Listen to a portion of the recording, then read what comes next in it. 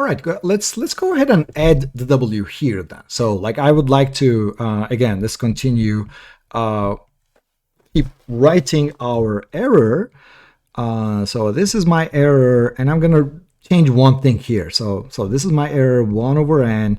Every row I'm going to change one thing, right? So this is my error, I equals 1 to n.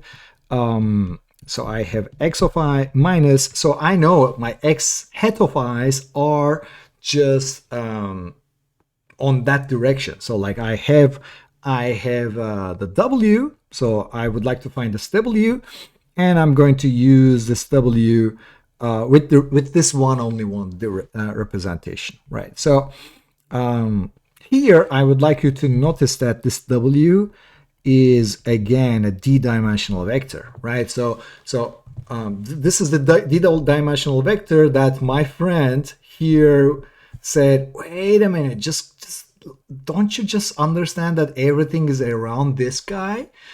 So this is the w that my friend was suspecting. And what is this w? And the z of I, again, from the projection theory, has something to do with the w2. But let's go ahead and find out. And plus lambda w squared minus lambda. So that's our error. And so now I can go ahead and write what is my z of I. Well, projection theory says that it is the inner product, right? So z of I, so the best from projection theory, z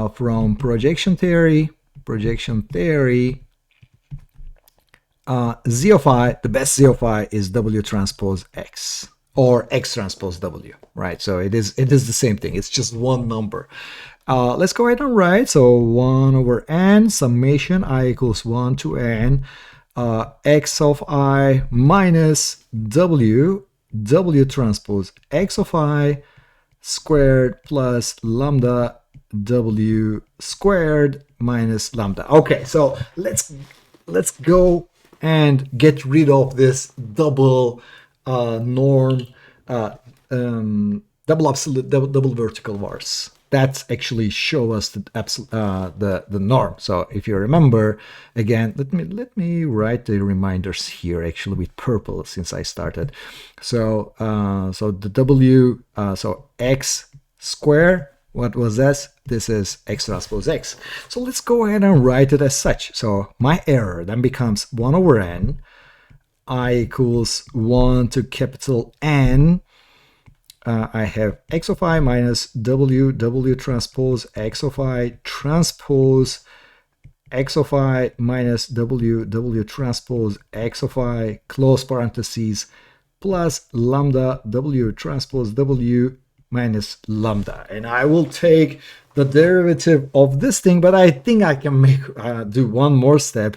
So let's distribute, right? So I'm going to distribute this guy, this guy, this guy, this guy. So I'm going to distribute. I'm going to go ahead and write it. So I have 1 over n summation I equals 1 to n x of I transpose x of I minus. So when I want to take the derivative transpose of this guy, I have to start from the end, if you remember. So if you remember, A B transpose is equal to B transpose A transpose. So that's quite from the simplistic thing. So I have xi transpose w transpose x of I. So that's what it comes.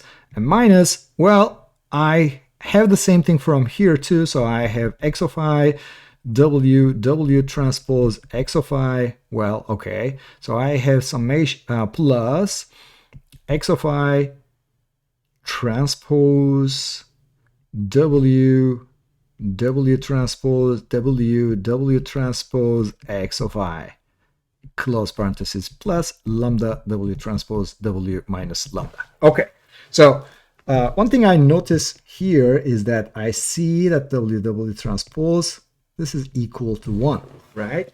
So I have -1, -2, plus 1 of the same thing. So I end up getting this guy, so which is equal to 1 over n, again summation I equals 1 to n x of I transpose x of I minus 2 of these guys, x of I, well, minus 2 here, plus 1 here, so the 2 disappears. So I have x of I transpose w transpose x of I close parentheses plus lambda w transpose w minus lambda. All right, so here we go to the best part. So this part here, I know, so I know this is my error, and I would like to take the derivative of this with respect to w to find the w, the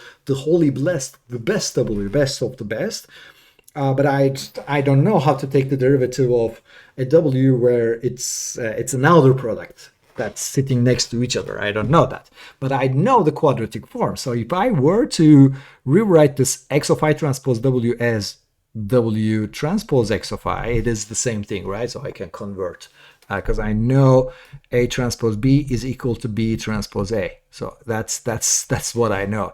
And I can write the same thing. So this is x of I transpose W. It's the same thing. I'm writing the same thing. So I can go ahead and write 1 over n I equals 1 to n x of I transpose x of I. So that's one number. But it has nothing to do with the n, with n in it. So negative 1 over n I equals 1 to capital N. Whoops. Now W goes to the outside. So I have W transpose X of I transpose W. Okay, now it started looking like something I can actually do. I can actually work. So lambda W transpose W minus lambda. All right. Again, let's remember what I'm hoping to do. Again, since inner product is a linear operation, I can take this summation inside of this inner product. So I can, since W transpose X is a linear operation. So I can do this. W transpose x1 plus W transpose x2 is equal to W transpose x1 plus x2. So I can do this. So since I can do that, I can rewrite this 1 over n summation I equals 1 to n x of I transpose x of I minus W transpose 1 over n summation I equals 1 to capital N x of I transpose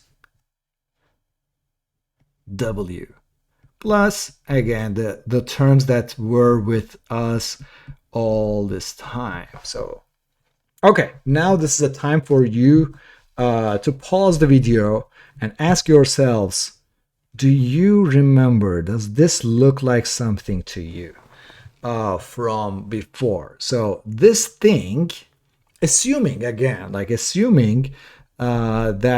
x of i's are centered, x of i's, they are all zero mean. So here maybe I should go, since I'm reconstructing, I'm using the projection theory, I should first thing I should make, first step, x of I is equal to x of I minus mu, summation of I equals 1 to n x of I. So so this is making x of I zero mean. So this operation is called centering. So I'm centering the data set, right? So so if I center the data set, if my data sets, they are all around the center, they are not scattered around some non-zero place, such that they are vectors. They can be deemed vectors and they can be used in linear algebra. This operation is this 1 over n summation I equals 1. I equals 1 transpose is the covariance matrix of the data set. So this is a covariance matrix. So this is CXX. So this is 63,000 by 63,000. This is a huge covariance matrix. So so what I have is then 1 over n summation I equals 1 to n x of I transpose x of I. Please notice this is inner product and this is outer product. This is the covariance matrix that I'm getting. Negative W transpose CXX W plus lambda W transpose W minus lambda. So that's the error that I'm trying to minimize. So let's go ahead and take the derivative then. So W transpose W star is at d error divided d error dw is equal to 0. So if I take the derivative of this guy with respect to w, this is 0. So if I take the derivative of this guy, this is the quadratic term centered around a symmetric matrix. So it is negative 2cxxw. And this is again a quadratic term, so W transpose W, this is plus 2 lambda W. And the derivative of this guy is 0, so this is equal to 0. Okay, so I have negative 2 CXXW is equal to, and let me take it to the other side, 2 XXXW to lambda W. And I have, now I'm going to write this bold, CXXW is equal to lambda W. So, okay. So at this point, I know that I understand that my best W has something to do with the covariance matrix of the data set. Well, duh, because I'm learning it from the data set. The best W that I'm going to get is the one that satisfies this equation. This equation tells me, I don't know how to solve it yet, but this equation tells me that when I multiply this best W that I can find with my covariance matrix, this W does not change its direction. The W remains. Its amplitude changes. So, well, its amplitude is no longer unit norm. Its amplitude changes. We call this equation opens the door for our next topic. So this is going to, we'll pause here to learn what this structure is, and this is an eigenvector equation. So we learned that the best direction that we find is an eigenvector. We don't know which one. An eigenvector, or how many eigenvectors. What is eigenvector? We will learn in the next video. Is an eigenvector of the covariance matrix.